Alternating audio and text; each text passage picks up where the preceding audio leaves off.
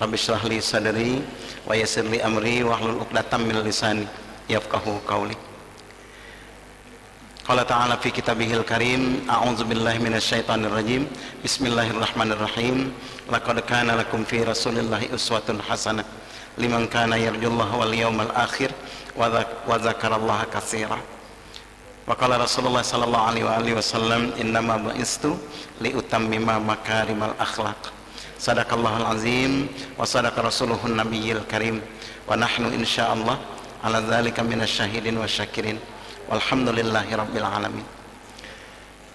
Bapak Ibu sekalian yang saya hormati, puji syukur kehadirat Allah, kita diberikan kesempatan untuk memperingati Maulid Nabi, entah untuk kesekian kalinya.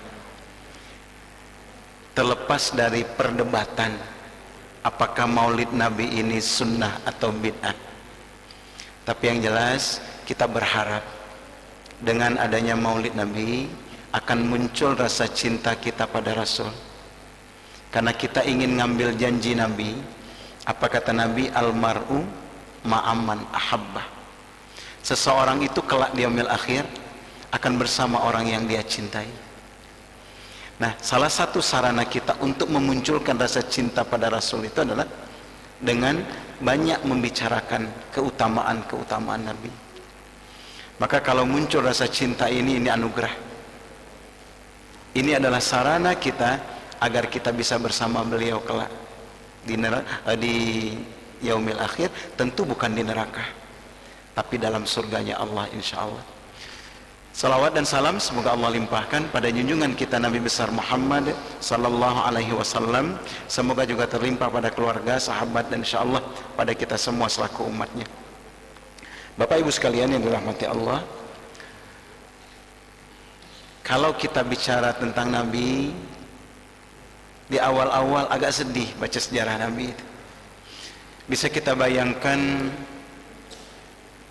di usia 6 tahun, di usia 2 bulan dalam kandungan, ayahnya sudah meninggal. Jadi Abdul Muthalib berkata kepada Abdullah, persediaan kurma kita sudah hampir habis. Pergilah ke Madinah, belilah kurma di Madinah. Karena kurma tumbuh dengan subur dan berbuah di Madinah, di Makkah enggak. Abdullah sebagai anak kesayangan Abdul Muthalib berangkat ke Madinah, beli kurma. Sesampainya di Madinah sakit. Di perjalanan pulang, sebagian ahli sejarah menulis, di perjalanan pulang Abdullah meninggal. Aminah ketika itu lagi hamil 2 bulan. Kebayang enggak? Lagi hamil 2 bulan suami meninggal. Biasanya wanita kalau lagi hamil muda ngidam, ngalem sama suami, minta yang asam-asam segala macam. Ini Aminah ditinggal mati oleh Abdullah. Sehingga kata Abdul Muthalib, Aminah, jangan tinggalkan rumah Abdullah. Tinggallah di sini, jangan pulang Aminah.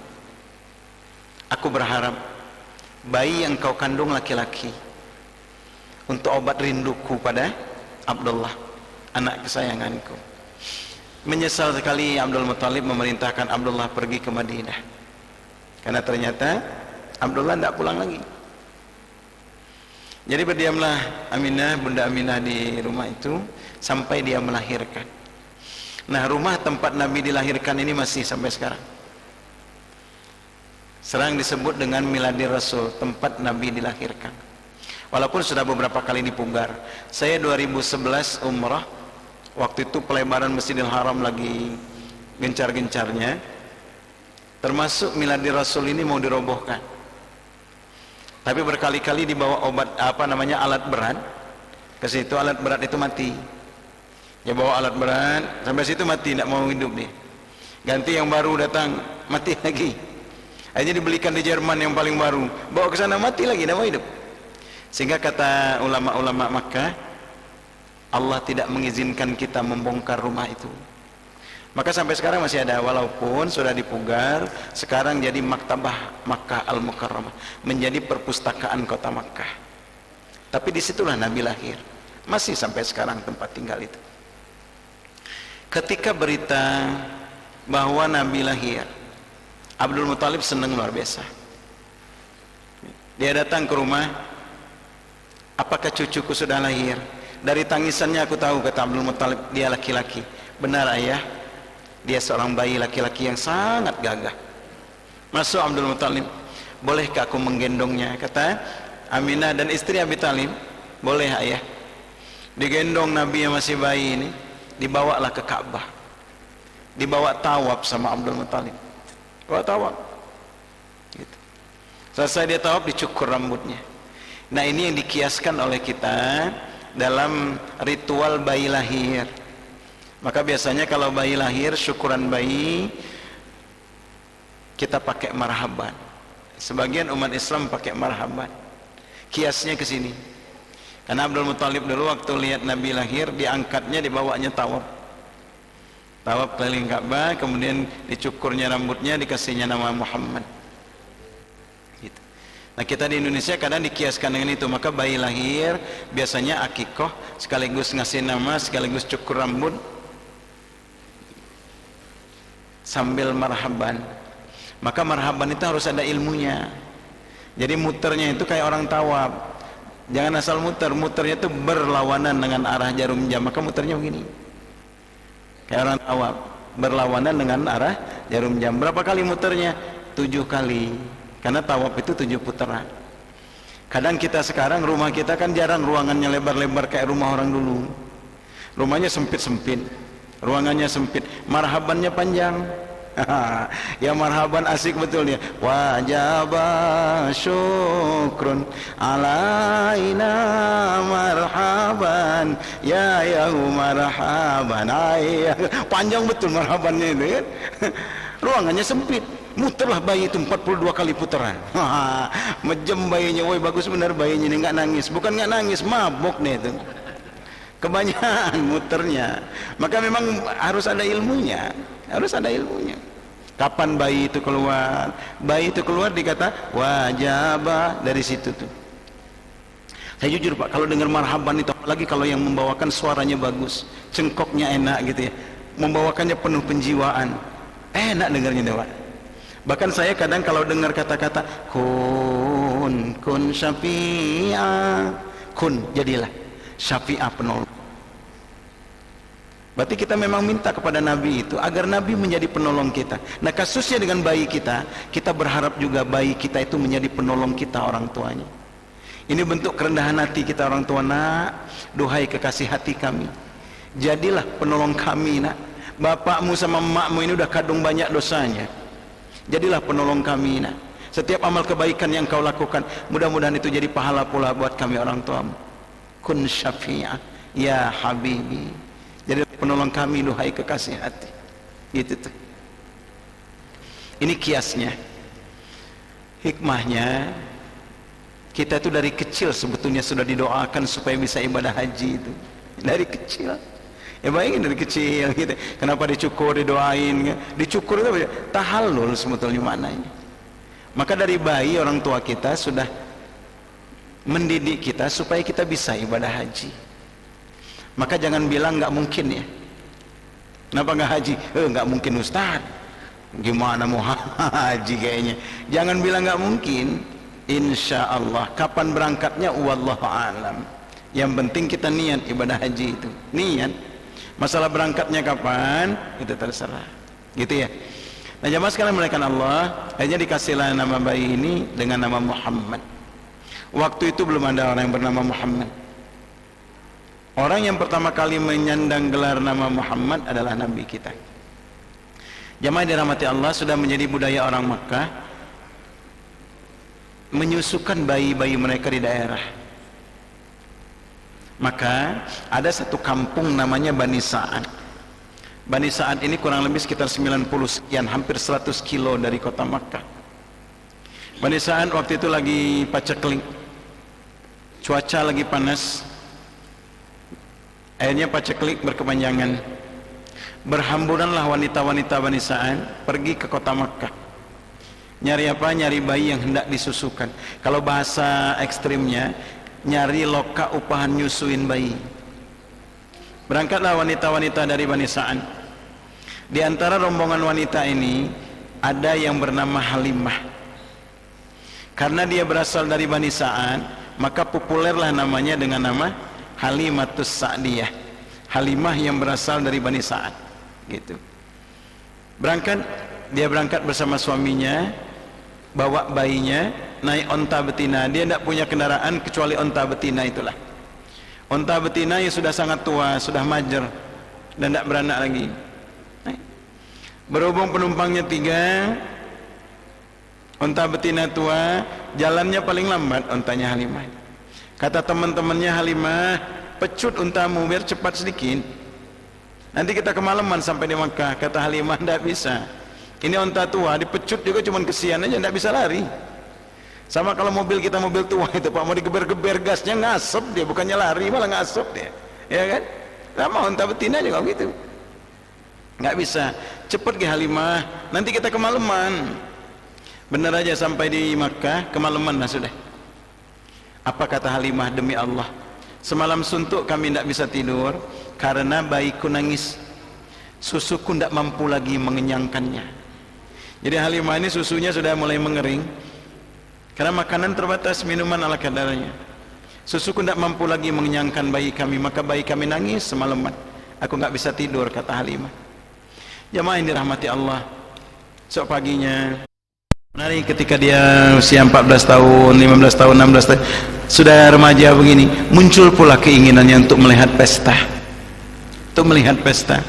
Maka dia ngobrol sama temannya, wahai temanku, izinkan aku pergi ke kota Makkah. Mau ngapain Muhammad? Aku mau lihat pesta di kota Makkah. Akan kujaga kambing-kambingmu. Berangkatlah, selamat bersenang-senang, kata temannya. Berangkat Nabi ke kota Makkah, beliau mendengar ada tabu-tabuhan. Apakah ini pesta? Kata Nabi, iya ya Muhammad. Nabi masuk, sampai di dalam dia terserang ngantuk yang teramat sangat.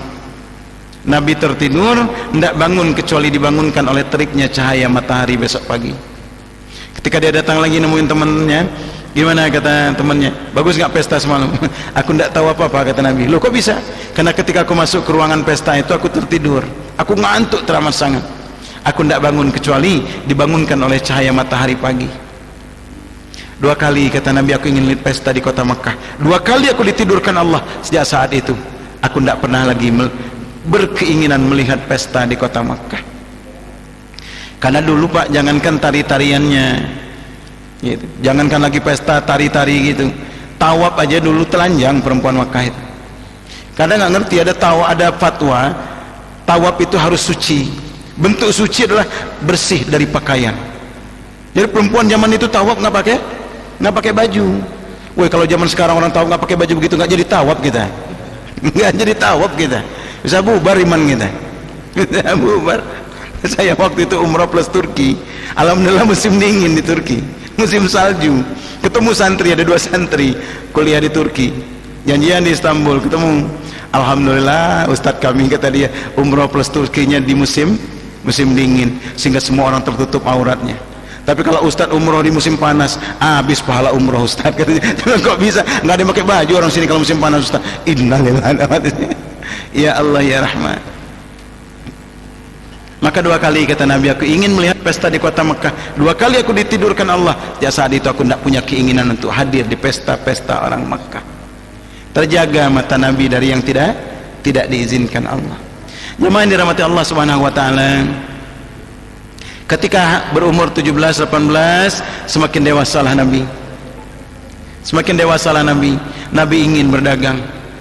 Nabi ingin sekali berdagang karena sudah kebiasaan orang Makkah berdagang ke luar negeri. Sehingga kata Abi Talib, Muhammad, kalau engkau hendak dagang, mintalah barang dagangan kepada seorang kaya raya di kota Makkah, Khadijah Al-Kubra namanya, Khadijah binti Khuwailid. Kalau engkau yang meminta, pasti dia beri engkau dengan dagangan yang banyak. Datanglah Nabi. Ketika Nabi menghadap kepada Khadijah, kalau bahasa kita terperangahlah Khadijah, karena dia sudah lama mendengar ada orang yang akhlaknya luar biasa, orang yang adab dan akhlaknya luar biasa, Muhammad namanya. Ketika Nabi datang memperkenalkan dirinya, ternyata apa yang ada di hati Khadijah, Masya Allah, ternyata orang ini bukan hanya bagus beritanya, tapi ternyata benar-benar akhlaknya mulia, cara ngomongnya sopan santun, wajahnya pun sangat tampan bercahaya. Terkagum-kagum Khadijah. Akhirnya diberilah Muhammad dagangan 2 kali lipat dari dagangan yang biasa dibawa oleh orang-orang Quraisy ketika itu. Dikasih 2 kali lipat barang dagangan. Muhammad dibantu oleh pembantunya Khadijah, namanya Maisarah. Saya pertama kali baca sejarah, waduh, berarti Nabi dua-duaan sama Maisarah dong dagang. Rupanya Maisarah orang Mekah itu laki-laki. Maisarah Indonesia aja perempuan semua ini. Di Mekah laki rupanya Maisarah itu. Berbisaan. Sehingga ketika dagang, habislah dagangan itu, tidak bersisa. Bahkan di Syam Nabi beli barang dibawa ke Mekah dijual lagi, habis pula. Semua keuntungannya dan modal diserahkan pada Khadijah. Kata Khadijah, kok bisa sebanyak ini? Ya ini untungnya segini, kata Nabi. Ya Allah, belum pernah ada orang dagang untungnya sebesar ini. Belum pernah orang bawa daganganku, kata Khadijah, bisa habis seperti ini. Biasanya ada aja sisanya itu. Sehingga Khadijah benar-benar kagum pada Nabi, kagum kepada keutamaan akhlaknya. Muhammad, kata Khadijah, yang barang di Syam kau beli kemudian kau jual, ambillah untungnya buatmu semua. Tapi kata Nabi, enggak, itu modalnya dari engkau Khadijah, berarti untungnya buat engkau juga. Kata Khadijah, enggak, karena itu hasil inisiatifmu, berarti untung. Enggak, kata Nabi, bayar saja aku dengan berapa upahku membawa barang dagangan itu. Itu coba sampai udur-uduran, kata Khadijah, buatmu kan enggak. Saking, maka Khadijah semakin kagum luar biasa Muhammad ini, luar biasa, luar biasa. Kekagumannya bertambah-tambah ketika Nabi pergi, dipanggillah Maisarah, Mai sini Mai, bagaimana Muhammad dagang, kok bisa semua barang dagangan habis terjual seperti itu? Apa kata Maisarah? Akhlaknya bunda, enggak satupun manusia berhadapan dengan Muhammad melainkan dia terpikat dengan akhlaknya. Dia benar-benar punya akhlak yang agung ya. Ini hebatnya Nabi, punya daya pikat yang luar biasa, daya pikat yang luar biasa. Maka Khadijah semakin kagum. Akhirnya pulang dari toko, dia berkata pada pamannya, paman, maukah engkau melamarkan Muhammad kepada Abi Talib untuk menjadi suamiku? Datanglah pamannya kepada Abi Talib, Abi Talib, ponaanku ingin menikah dengan Muhammad, apakah engkau mengizinkannya? Kata Abi Talib, aku tanya dulu sama Muhammad, apakah Muhammad bersedia apa enggak? Tanya sama Abi Talib, ini sahabatku menanyakan padaku, apakah engkau mau nikah dengan kemenakannya Khadijah binti Khuwailid? Kata Nabi, tidak ada wanita yang lebih mulia dari Khadijah. Akhlaknya terpuji, kekayaannya melimpah ruah. Tidak ada wanita yang lebih mulia dari Khadijah, karena Khadijah ini punya julukan di zaman itu adalah Afifah Takhirah, wanita yang suci. Tidak sembarang laki-laki berani mendekati Khadijah Al-Kubra. Maka terjadilah pernikahan Nabi dengan Khadijah. Usia Nabi ketika itu 25 tahun, usia Khadijah 40 tahun. 40 tahun berumah tanggalah Nabi dengan Khadijah. Lahir 6 orang anaknya, 2 laki-laki, 4 perempuan. Nah, rumah Khadijah sama Nabi itu situsnya masih sampai sekarang. Kalau Bapak Ibu umroh, tanya tuh, di mana rumah Nabi sama Khadijah. Walaupun sudah dirobohkan, tinggal lantainya saja. Lantainya lebih kasar nih, kayak lantai kamar mandi gitu, lebih kasar gitu. Dan dibikin agak meninggi begitu. Saya cari dulu di mana rumah Nabi dan Khadijah ini, Ustaz. Mungkin rumah Nabi dan Khadijah itu seluar masjid ini lah mungkin. Tidak besar rumah Nabi itu. Saya netes air mata, ya Allah, padahal Khadijah itu 2/3 harta penduduk Mekah itu milik Khadijah. Maka di sekitar situ itu sampai ke makam Baki, itu gudangnya hartanya Khadijah, hartanya Khadijah. Tapi rumahnya sederhana. Maka kalau kita lihat miniatur rumah-rumah zaman dulu, tuh rumah Nabi itu miniatur, ya Allah, bata yang semennya itu tanah liat juga, tidak beratap, cuma ada pelepah kurma saja, tidak punya spring bed Nabi itu. Dia tidur di anyaman daun kurma, sehingga kalau dia bangun dari tidur bersolat subuh itu masih kelihatan bekas daun kurmanya di punggung. Itu yang membuat Umar pernah menangis, ya Rasul, kami akan buatkan kasur untukmu biar gak kayak gini punggung. Kata Nabi, enggak, jangan, biarlah aku tidur di pelepah kurma itu. Ya Allah ya Rahman. Maka saya pertama kali ngelihat rumah Nabi, netes air mata. Saya bilang, kenapa keramiknya dibikin kasar kayak gini? Dulu Ustaz, katanya orang berebut pengen sholat di sini. Waktu belum di keramik ini, orang berebut pengen sholat di sini. Kalau selesai sholat, sorbannya itu diadul-adulin gitu, nah. Supaya apa? Supaya bawa debunya. Jadi berkah bawa pulang ke Indonesia. Nah, orang Saudi tidak suka yang begitu-begitu. Maka di semen, kemudian di keramik, yang keramiknya kasar, yang kalau kita duduk di situ nggak nyaman. Karena kasar keramiknya, sakit kalau kita duduk di situ. Supaya apa? Supaya orang tidak mengagung-agungkan tempatnya. Cara mengagungkan Nabi bukan dengan begitu kalau kata orang Mekah. Bagaimana mengagungkan Nabi? Mengikuti sunnahnya, bukan ngambil-ngambil debunya begitu, bukan. Nah, orang kita banyak yang begitu. Orang kita, orang India jago kayak gitu. Orang India tuh dilap-lapnya hati yang Masjidil Haram itu sama sorbannya. Buat apa? Buat ngambil keberkahan. Ya boleh-boleh aja kalau punya keyakinan begitu, tidak salah, karena cinta sama Nabi. Tapi orang Saudi karena mereka Wahabi, tidak suka dengan yang begini-begini, tidak suka. Ya luar biasa, sampai Nabi akhirnya berumah tangga sampai Khadijah meninggal. Beliau melakukan Isra Mi'raj. Berapa tahun berumah tangga dengan Khadijah? Luar biasa. Rumah tangga yang layak jadi tauladan bagi kita semua. Rumah tangga yang benar-benar bahagia. Rumah tangga yang menonjolkan apa yang bisa kuberikan. Apa yang ada di benak Khadijah, bagaimana aku membahagiakan Muhammad. Apa yang ada di benak Nabi, bagaimana membahagiakan Khadijah.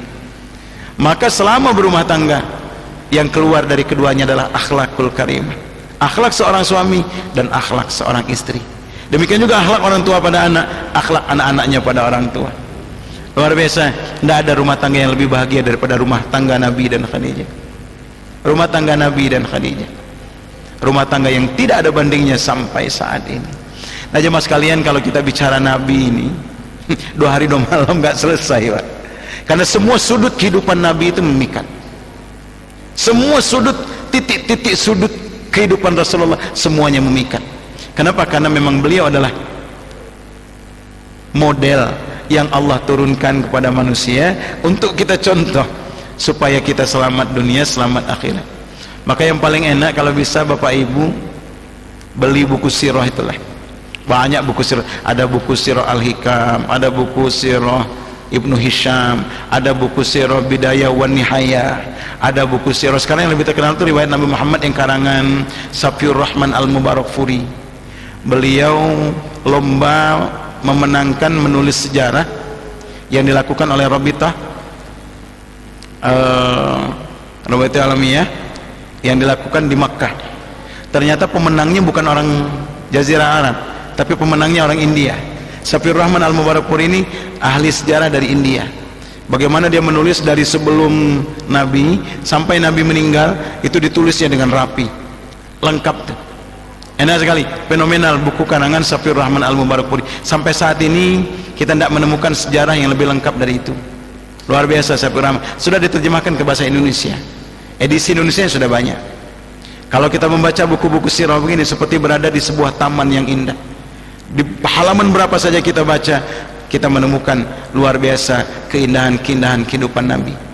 Atau kalau kita malas membaca, download filmnya, atau nggak usah di download, nonton sama-sama saja. Filmnya Ar-Risalah namanya. Cari kalau malas membaca. Kalau saya tapi lebih senang yang pakai bahasa Arab, supaya nuansa Arabnya kerasa. Nuansa Arabnya kerasa. Cuman kita kan repot, kadang masih baca apa namanya teksnya. Yang paling enak kalau kita malas membaca, dubbing yang sudah kita download yang sudah dubbing bahasa Indonesia. Walaupun ngomongnya Arab tapi yang kita dengar bahasa Indonesia. Itu enaknya. Jadi kita nyantai. Wah itu lengkap juga tuh. Dari Jazirah Arab sebelum Islam sampai Nabi meninggal. Tapi panjang memang filmnya, 3 jam lebih. Panjang. Tapi enak Pak, kita nonton film itu. Apalagi kalau mau umrah atau haji, jangan sampai nggak nonton film itu. Bila perlu 2 kali tamat, 3 kali tamat nonton film itu. Supaya apa? Supaya ketika kita berada di tanah suci nanti, kita udah kayak napak tilas. Oh iya yang saya tonton, oh iya di sini ya, oh iya di sini ya. Itu tergambar semua di otak kita. Saya dulu juga gitu, pertama kali umrah 2011 itu. Saya nonton film itu berulang-ulang, saya baca buku sejarah berulang-ulang. Maka ketika dari Makkah, karena waktu itu ke Makkah dulu ketepatan, kita berangkat ke Madinah, ya Allah berurai air mata saya. Berurai air mata. Kenapa? Kita di bis, naik bis, AC, ya kan, makanan minuman banyak, nyantai, luar biasa letihnya. Saya bayangin Nabi dulu, ya Allah dikejar-kejar musuh, dia hijrah. Saya ngelihat ada orang bawa onta, nah orang jalan bawa onta di pinggir jalan, ya Allah jangan-jangan Nabi dulu kayak gitu. Sesenggukan saya nangis di bis itu. Kenapa? Membayangin Nabi hijrah itu. Maka kalau mau umroh, mau haji, jangan tidak menghatamkan film ini. Tonton film ini berulang-ulang. Baca buku sejarah selengkap-lengkapnya. Sehingga ketika kita berada di Makkah Madinah, kita seperti napak tilas bagaimana kehidupan Rasulullah sallallahu alaihi wasallam. Oke, mungkin sampai sini saja karena sudah azan Isya. Insyaallah nanti kalau ada kesempatan kita lanjutkan. Memang kalau bicarakan Nabi ini, Pak, aduh ya Allah, nggak ada selesainya. Selip-selip kadang berurai air mata kita. Kenapa? Kehidupan seorang yang benar-benar jadi model dalam manusia sempurna dalam kehidupan kita nyata sehari-hari. Mudah-mudahan yang kita bahas ada manfaatnya, lebih kurang mohon maaf. Pada Allah saya mohon ampun. Wabillahi taufiq wal hidayah wal inayah. Wallahul muwaffiq ila aqwamit thoriq. Wassalamualaikum warahmatullahi wabarakatuh.